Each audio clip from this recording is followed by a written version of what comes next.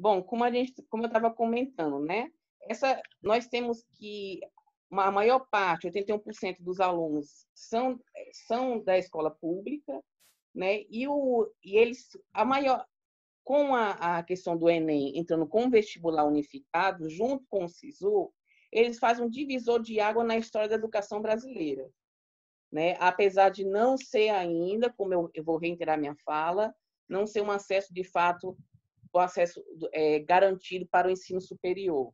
A gente pode ver isso, que muitos alunos passam pelo Enem, atingem a nota, mas não chegam até lá. Eu também gostaria de fazer aqui um apanhado, né, pegar um gancho aí na fala do professor Luiz, que ele falou uma questão muito interessante sobre a questão do professor hoje, que também, com essa pandemia, entra a precarização do trabalho docente, né? A gente sabe aí que tem pai e mãe que ligam no domingo de tarde, né, para tirar a dúvida do menino.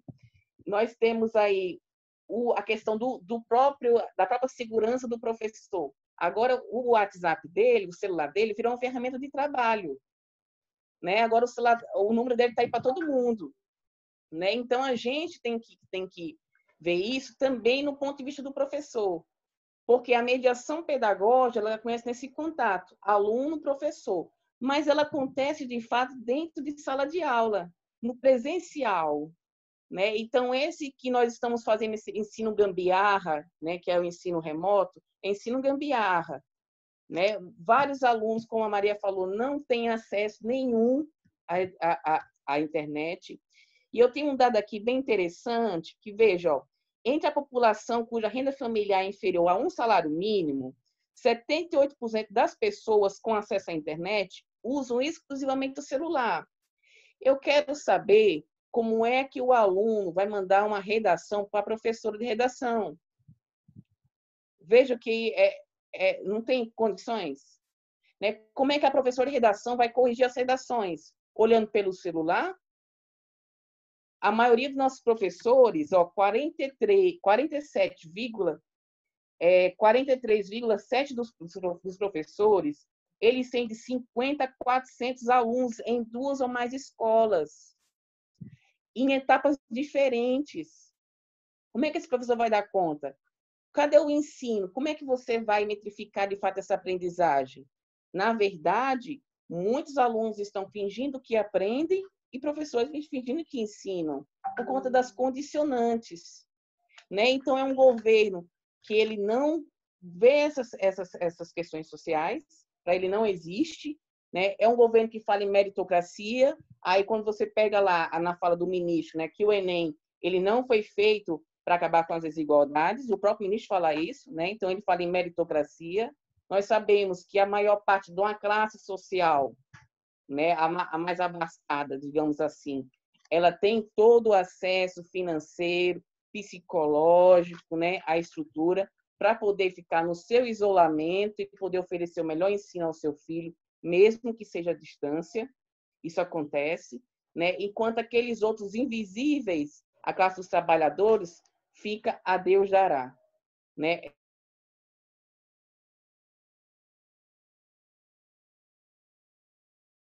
Aquele vídeo deixou isso muito claro.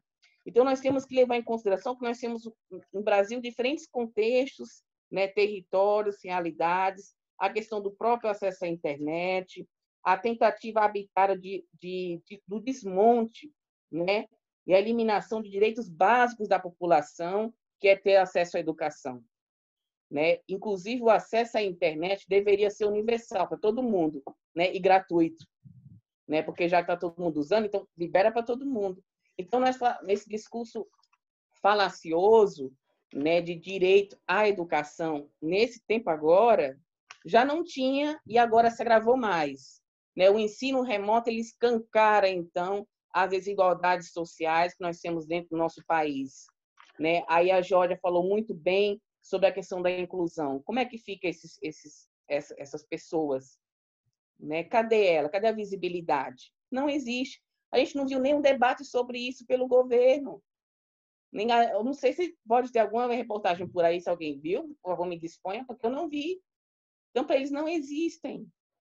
né? Então, a gente tem que, de fato, se posicionar em favor daqueles que menos têm, né? Em favor também dos próprios professores. Nós sabemos, eu tenho várias amigas professoras, que a questão do Luiz me falando aí, eu só me lembro delas, né, que muitas vezes não tem nem espaço dentro de casa, tem que auxiliar o filho, que agora estão todo mundo dentro do isolamento, tem que auxiliar o filho, programar uma aula e destaco lá que o professor hoje, ele não tem essa formação para isso.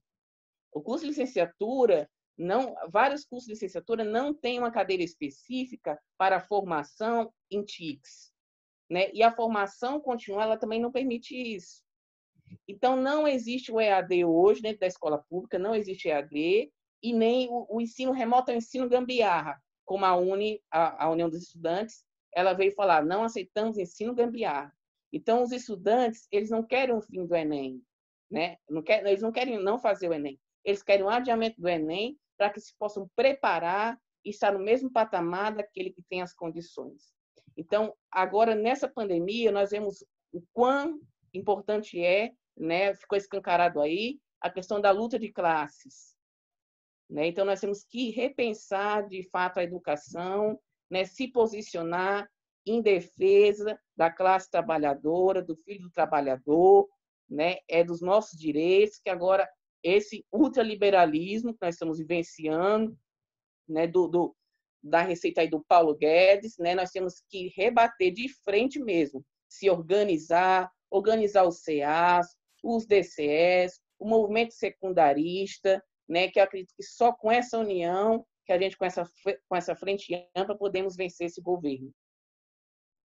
É até interessante sobre isso que Caleb acabou falando, se a gente parar para fazer uma análise de dados, né, fazer um levantamento de dados, a gente tem aí 30% de estudantes de escolas públicas que não se inscrevem no Enem. E quando a gente vai olhar, né, o restante dos dados, a gente percebe que 88% dos estudantes de ensino médio, eles são de escolas públicas e que estão participando do Enem, né? Então, a grande parte deles estão dentro do Exame Nacional. E aí, eu gostaria de colocar agora uma situação mais atual, né, que saiu em 2019, uma nova proposta de Enem, que é a questão do Enem digital. E aí eu vou direcionar essa pergunta para saber o que vocês acham, tanto a Carol quanto o Luiz. E aí, iniciando pela Carol, o que vocês percebem com esse modelo? Acho que a mudança em si, a gente tem que levar muito em consideração tudo que foi falado aqui sobre as desigualdades, sobre o Enem em si. Não ser uma prova que consegue chegar em todas as pessoas que precisam realizar, não ser uma prova que acolhe todos os estudantes. E eu não cheguei a pesquisar muito, eu não fiz o Enem ano passado, fiz no primeiro ano, mas eu ouvi falar, meus colegas comentam bastante sobre essa proposta do Enem digital.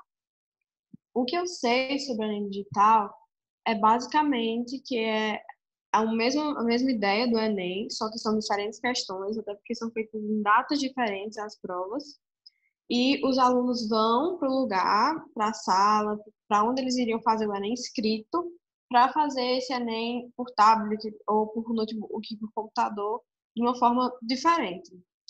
Eu não enxergo sendo como uma forma de resolver essas questões que nós já havíamos falado, né? Que é a questão da desigualdade. Eu não enxergo como uma forma de resolver tudo isso. Talvez seja uma forma de ajudar no meio ambiente, em questão das provas, né? Questão das provas, ou um teste para melhorar o sistema do Enem, para ser mais fácil de realizar as provas para eles e não para nós, estudantes. Mas muitos estudantes, como já foi colocado muito bem, por Maria, por Caleb, por Geórgia, por Luiz, por todo mundo, eles não têm acesso à água. Como é que eles vão ter acesso à internet e como é que eles vão ter acesso a esse tipo de tecnologia, sabe? De saber resolver um Enem digital. Na minha escola, a gente chegou e muitos tivemos que começar a fazer os trabalhos, e como ela é profissionalizante, a gente tem muita aula assim, muitos alunos não sabiam nem fazer um e-mail, entrar no Word, a gente não sabia fazer tabela, não sabia fazer nada disso. Então, é uma questão muito delicada, porque é você tentar avançar,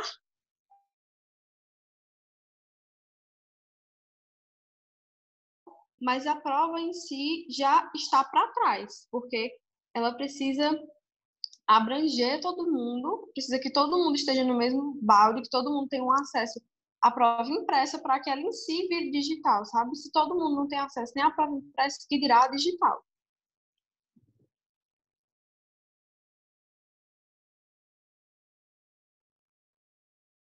Bom, pegando aí o gancho da fala de Carol, né, acho que assim ela já resumiu muita coisa.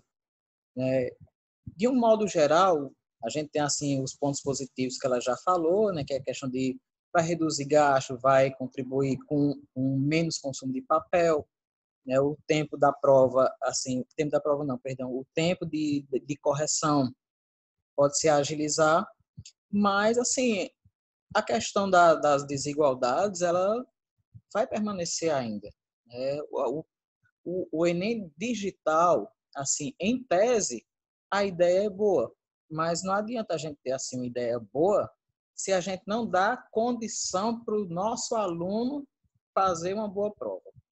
Né? Por isso assim que é tão importante essa questão de adiar o Enem. Como, eu não lembro quem foi que falou, acho que foi Caleb, que o aluno não é que ele não queira fazer o Enem, ele quer que adie para que as condições sejam mais favoráveis, sejam mais equilibradas, né? A gente tem uma equidade melhor. Então, assim, a questão do Enem digital vai ter que vai ser toda uma reestruturação desse sistema de avaliação. Para o momento atual em que a gente está passando, eu não sei, sinceramente, se seria viável agora. Assim, o aluno se arriscar a ser cobaia, digamos assim, né? Mas, como eu disse, é uma coisa assim que tem seu ponto positivo, mas não adianta nada se a gente não atingir a base. Recentemente, ontem, não, quinta-feira, se não me engano foi quinta-feira, a gente teve uma notícia da Secretaria de Educação, né, que assim, eu espero que realmente vá para frente, que a gente está colhendo o dado de todos os alunos para ver quem é que está tendo o alcance, né, com sua internet. Porque parece que... E assim, a gente é um universo muito pequeno, que é o Ceará, se a gente pensar no Brasil que tem a dimensão continental. Porque assim, o governo do estado, a Secretaria de Educação está procurando abrir a internet para todos os alunos. Isso é bom. Mas ainda tem aqueles que, como já foi falado, assim, é só um celular para a casa toda, então continua ainda sendo problema. Tem aqueles que nem sequer têm celular. Então, assim, o problema, né, não é o Enem digital em si, mas é lá na raiz. Se a gente não atinge a raiz, se a gente não combate os problemas que estão na raiz, não desenvolve a árvore, não vai ter frutos. Okay?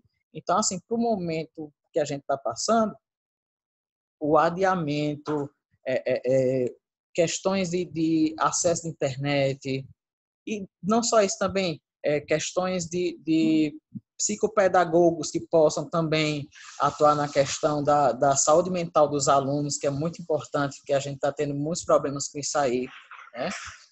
Então, assim, é uma série de fatores que não é o Enem digital que vai resolver, tá entendendo? Seria um salto muito positivo se a gente tivesse Enem digital para reduzir gastos, para reduzir impactos ambientais, para reduzir o tempo de correção, mas isso aqui é a gente pensando em consequências, a gente tem que pensar nas causas também. Eu acho que isso é a discussão mais importante, se o Enem digital é válido ou não, é a gente pensar lá no nosso aluno primeiro. A gente tem aqui uma pergunta do Pedro Lucas, né, que é do Crato, e aí eu vou direcionar para o Caleb, a professora Geórgia e Maria. Ele pergunta quais outras medidas precisam serem adotadas para além do adiamento do Enem. E aí eu gostaria de começar agora pela Maria.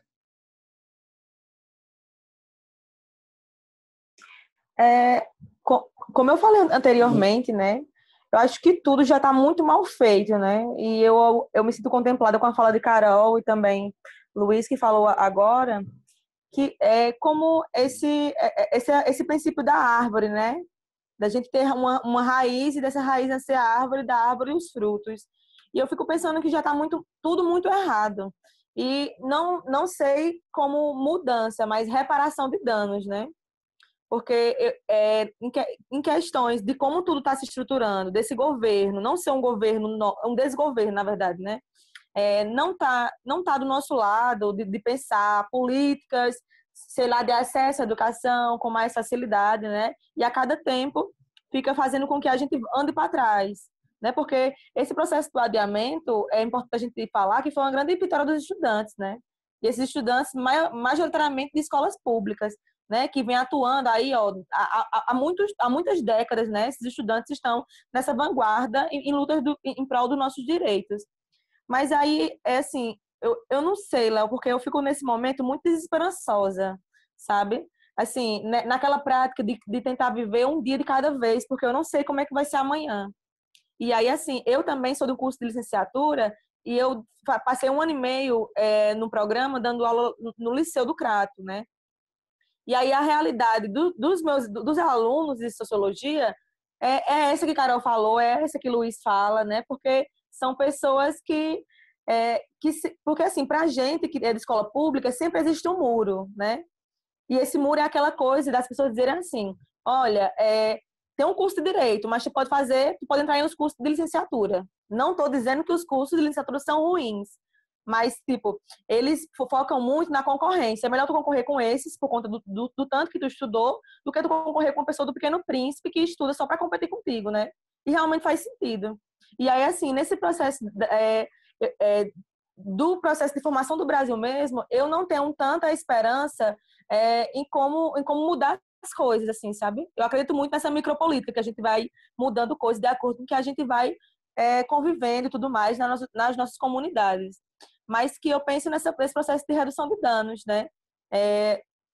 Mas, assim, é realmente, assim, sem esperança total, porque eu não sei como é que a gente fala de um Enem esse ano, sendo que essas pessoas podem morrer, estão morrendo a todos os dias, né? São 15 mil, são 20 mil, amanhã pode ser 25 mil, né? Então, assim, eu não consigo responder essa pergunta no sentido de pensar essa redução de danos, sabe? Porque eu acho que eu estou vivendo um dia de cada vez e eu penso a partir disso, né? O que eu falei até aqui são coisas que eu vivi antes, né? Que a gente viveu, né? Nesse momento social negro anterior e agora. Mas que eu não consigo pensar além de hoje, sabe? Eu só consigo pensar até hoje. Não sei se respondi. E aí, pensando nisso, né, nessa sua fala, famílias estão sendo devastadas por esse coronavírus. E lá, no meio de tantas famílias que hoje sofrem por suas perdas familiares, também temos nossos adolescentes no meio de tudo isso, que já trazem seus anseios, suas preocupações, né? Tantas e tantas coisas e ainda mais essa questão. Por que essa prova no momento desse? Que pode ser pensado? Pode ser, por que não? Esperar passar toda essa situação para se avaliar isso com maturidade. Eu falo sobre maturidade porque a gente tem escolas que não estão preparadas tecnologicamente. Nós temos alunos, como Carol falou, dos colegas, que não têm o convívio sequer com o e-mail, não sabem manusear a ferramenta. E quantos de professores também temos nessa situação? Com a necessidade desse recurso tecnológico, a gente se depara com as nossas dificuldades de utilizar essas ferramentas, né, que agora estão sendo usadas pedagogicamente e socialmente, porque as famílias, né, nós estamos nos encontrando para N motivos diante do recurso tecnológico e nos deparamos com nossas dificuldades. não se tem formação tecnológica, nós não temos formações tecnológicas. E por quê? Além de tudo isso, quem confia no Enem? Quem tem 100% de confiança nos resultados do Enem? Credibilidade. Se falta essa questão. E aí, no decorrer da segurança de uma prova do Enem digital, né? Aonde estamos? Precisamos de muita maturidade para chegar a isso. Não acho que é agora, no meio de tudo isso.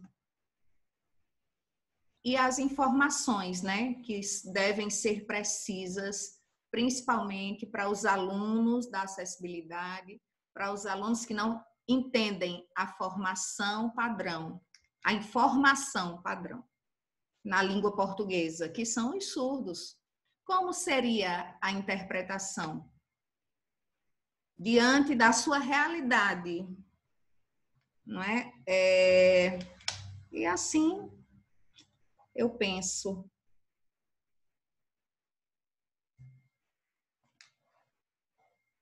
Bom, aí a Geórgia pegou um ponto bem interessante, né? Que é um governo que vive de fake news, né? Como ter essa credibilidade nesse Enem aí digital. Então, eu me senti muito contemplado na fala da Geórgia. E, de fato, Luiz, nós passamos aí, como eu falei, né, por um darwinismo social, né? Quem vive nas melhores condições consegue, quem não conseguir, infelizmente, fica fora do processo, né? Então, vejam, no Texas, na Geórgia, né?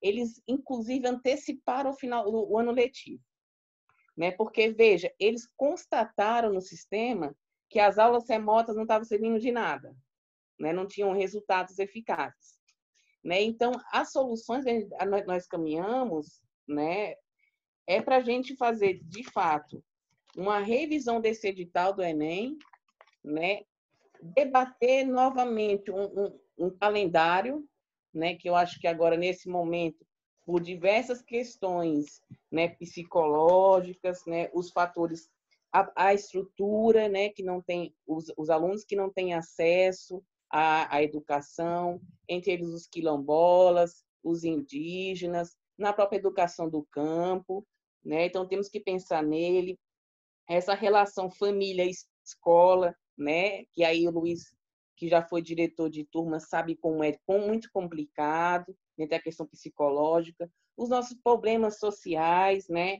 A falta de merenda, tem alunos nossos que vão para a escola para poder se alimentar, né? E nesse momento agora que nós estamos vendo em isolamento, como é que fica?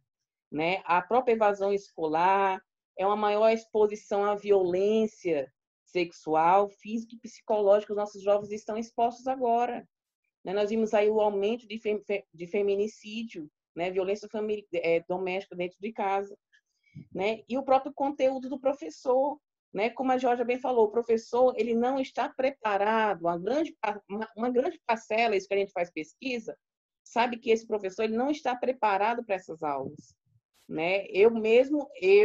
Às vezes tem alguma dificuldade em algumas ferramentas, né? Então, assim, a gente não tem essa formação, né? Precariza o trabalho do professor, né? Vejam, eu tenho aqui alguns dados, Léo, é disponível público para todo mundo na CETIC. Ele tem uma pesquisa, né, que é as TICs no domicílio. Em 2009, 44% dos domicílios da zona rural tinham acesso à internet. 44% da zona rural de todo o país, viu, Luiz? Aí a pesquisa foi ampla, em 2019. Na zona urbana, nós temos 70% que têm acesso à internet. 70% na zona urbana têm acesso à internet. Agora, por classe, né? Os mais ricos, 96,5% têm acesso à internet. Nos mais pobres, apenas 50%. Né? Então, deixa bem escancarado as desigualdades do nosso país. Né? Então, o que nós temos que fazer? Como eu vou reiterar, né? A suspensão do edital, né? Um novo debate sobre o cronograma do Enem e buscar soluções entre a educação básica e o ensino superior. Como nós poderemos trabalhar em conjunto para poder dar, de fato, esse acesso à educação, né, que nós estamos passando. N pesquisas, N reportagens estão aí, né, para poder ver que essa desigualdade ela existe. Isso daqui não é, a gente não está fazendo igual o governo, tirando da cabeça, né? É em base científica, né? Nós somos contra esse negacionismo do governo, né, que desconhece, vem com essa ideologia hegemônica de classe, né, que desconhece, oculta a classe trabalhadora, né? Ele não vê essa desigualdade, para ele não existe. Se não existe povos, bom, é um governo que o que a gente espera dele, né? O que podemos esperar, né? Por isso eu reitero a nossa união, a consciência de classe.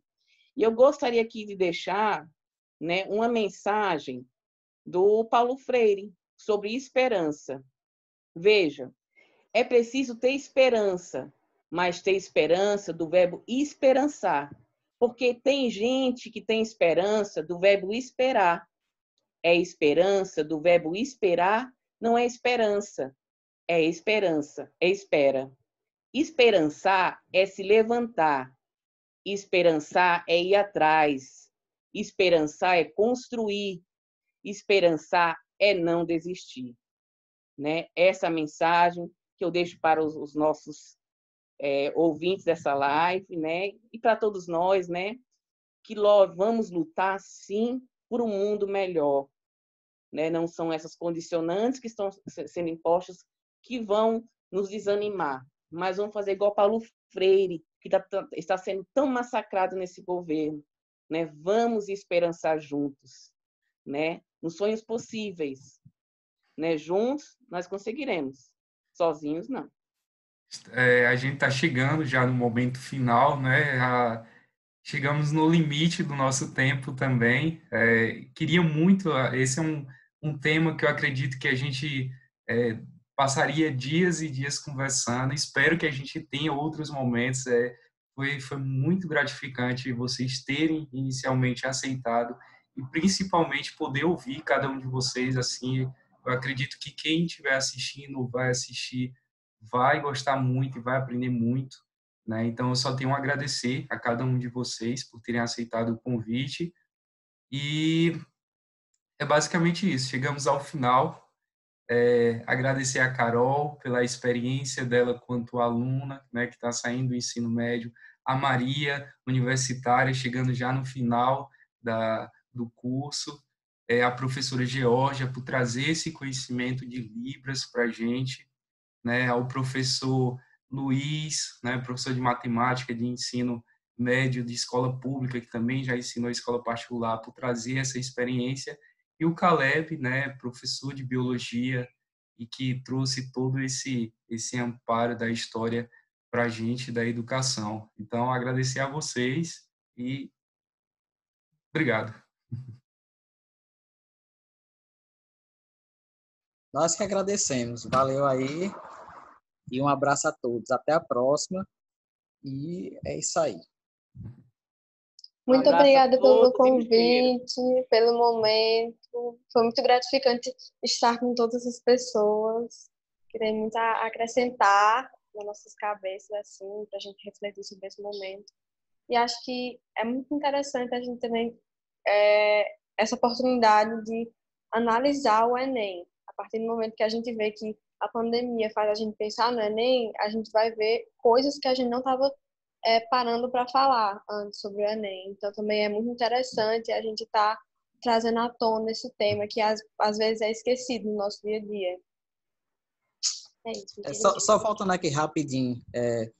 E, assim, Nós também temos 5 minutos ainda, para quem quiser só falar. manifestar assim, a minha indignação com a fala do ministro, né, sobre o Enem não corrigir injustiças. É muito triste você ver uma autoridade do país falar isso, né, e tratar isso com desdém, né, quando, na verdade, o Enem, óbvio que não é perfeito, óbvio que ele não é 100% um sistema, como o Caleb falou, mas, assim, corrigiu muita coisa. A gente vê hoje muita gente que antes não tinha o mesmo acesso estando nas universidades, né? Então, assim, acredito que o Enem, ele é, sim, um corretor de muitas falhas que a gente tinha antes, não é perfeito, e, assim, me entristece muito, me deixa muito indignado o ministro da Educação, né, proferir palavras desse naipe, né? Assim, então, só deixar aqui a minha indignação, porque,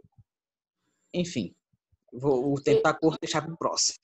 Eu acho que é isso, Só Luiz, acrescentar mesmo. uma coisa. Lutamos tanto pelo adiamento, pelo fato de acreditar nele, não no cancelamento, mas nas novas Com certeza. possibilidades, né, de alcance.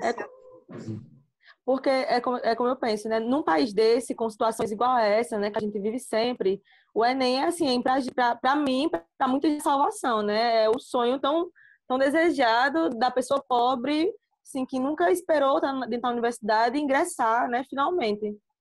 E aí, tipo assim, pensar também que alunos de escola particular estão há anos à frente de pessoas de escola pública, né? Assim, há anos-luz real.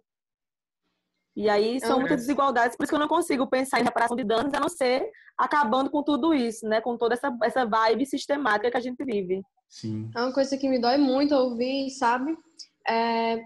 Eu já ouvi muitas pessoas que não apoiam o ADNA de dizerem que agora a concorrência vai ser menor, porque as pessoas vão ter menos acesso ao Enem, elas vão estar com mais dificuldade para realizar o Enem, então eu tenho mais chance de passar dessa vez.